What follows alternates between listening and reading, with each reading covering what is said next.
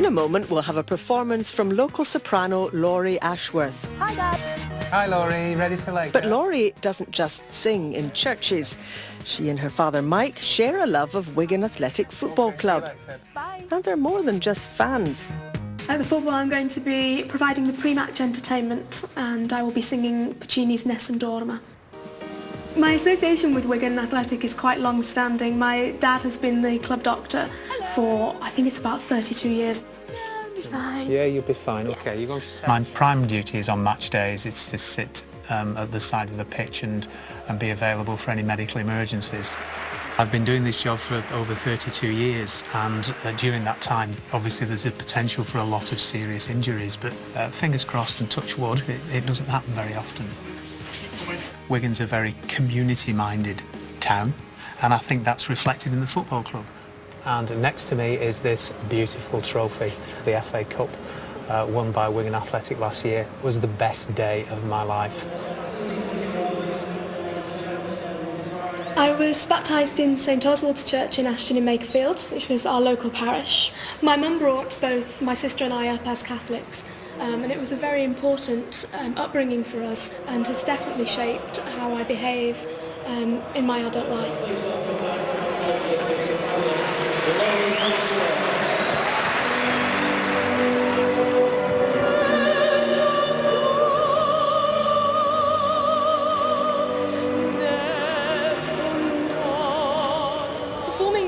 In a church is wonderful. It's a wonderful experience, very spiritual experience really. Performing in front of the fans at the football, it can be more, well, it's more nerve-wracking. I don't have any music which I can fall back on when I'm performing in church.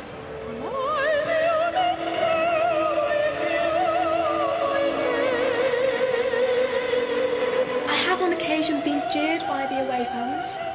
That's true, Spurs fans. I would hope that my singing inspires others. The music definitely inspires me, and I think music has this power to bring people together and to heal people.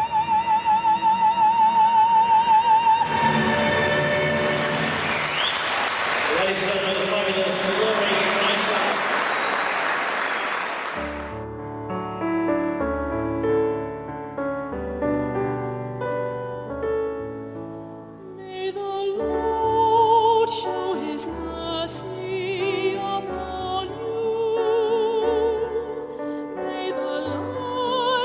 His presence be your guide. May He guard you and uphold you. May His Spirit be ever by your side. When you sleep, may His angels watch over you. When you wake, may He fill you with His grace. May you love Him and serve Him all your days. Then in heaven may you see His face.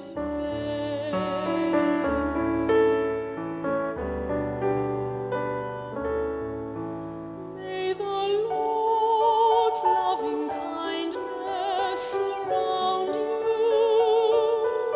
keep you safe as you journey on your way.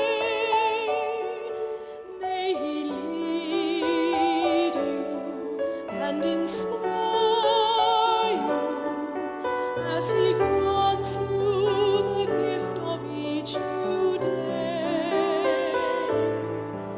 May He bless all your loved ones and cherish them,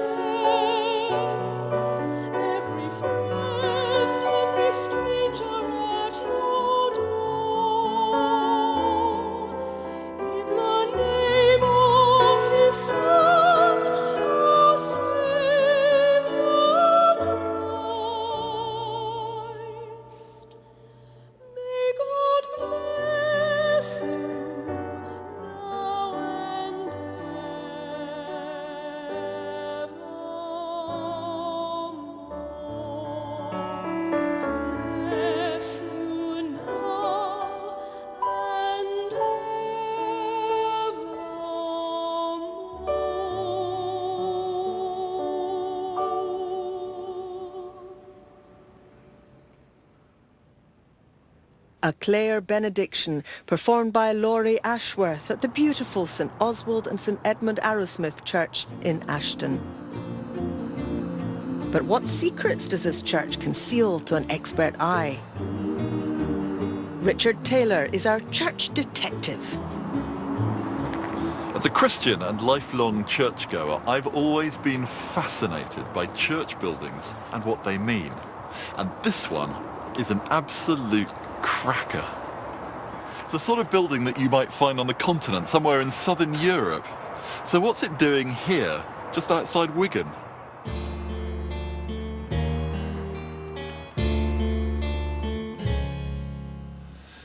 This is magnificent and intriguing. This is a style of architecture known as Romanesque. In Britain, we're much more used to a style called Gothic, where you've got pointed arches and stone carvings in the middle. But here, the arches are all round, covered by these delicate little chevrons. My first task is to find out when it was built. Well, this is the foundation stone, and this tells you the date. MCMXXV. So why was it built in 1925? This was a prosperous area at that time. Maybe there was just an influx of new workers and they just needed more space.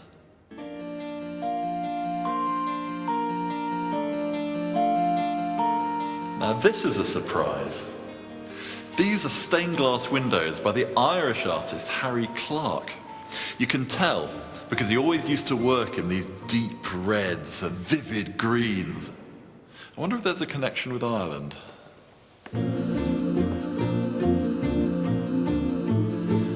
I think this is a place for which martyrdom is important.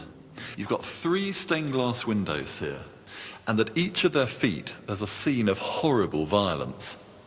And they're all set in the 17th century, in that period of strife between Catholics and Protestants. But I've got to tell you, I'm ending up with a lot of loose ends. Local expert John Francis is on hand to provide some answers. Well, the church replaces the original church, which was built on this site in 1820. Oh yes. A completely different design. But really pretty. Indeed.